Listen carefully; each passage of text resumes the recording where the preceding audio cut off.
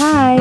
Welcome to Homemade Kitchen with Rose, ang inyong online kusina with your online kusina Ma'am si Rose, na mahilig magbahagi ng mga lutuin at putahe na ating kinalakhan straight from home.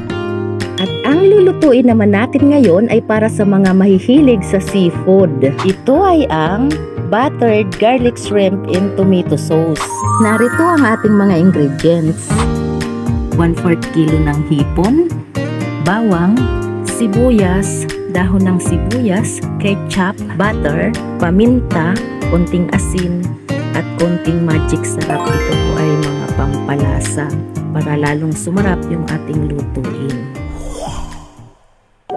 Ang ating first step, ilagay po natin ang ating butter.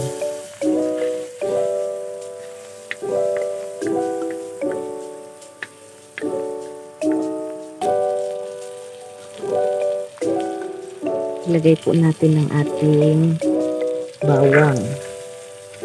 And then ilagay po natin ang ating sibuyas.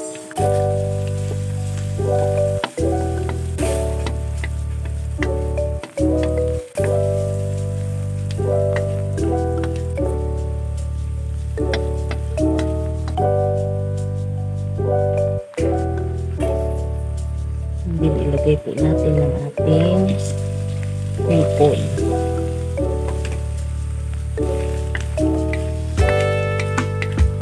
Haluin po natin hanggang sa ito ay maluto.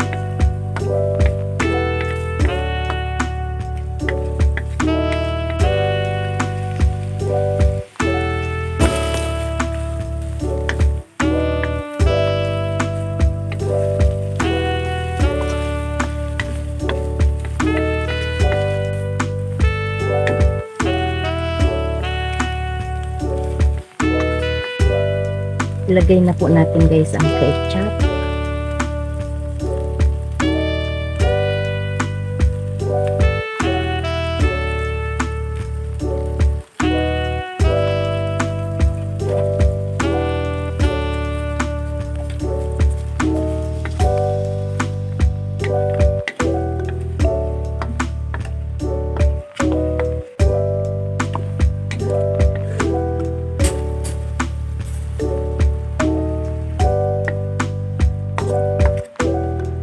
Yung ating kunting pampalasa, ang ating asin, paminta at magic sarap.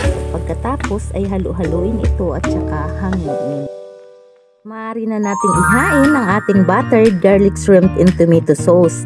Easy and simple recipe lang, kaya kayang-kaya nyo din gawin. Kaya kung nagustuhan ninyo ang video na ito, ay huwag kalimutang mag-like, mag-subscribe sa ating channel at pindutin ang notification bell upang maging updated sa mga susunod pa nating mga video.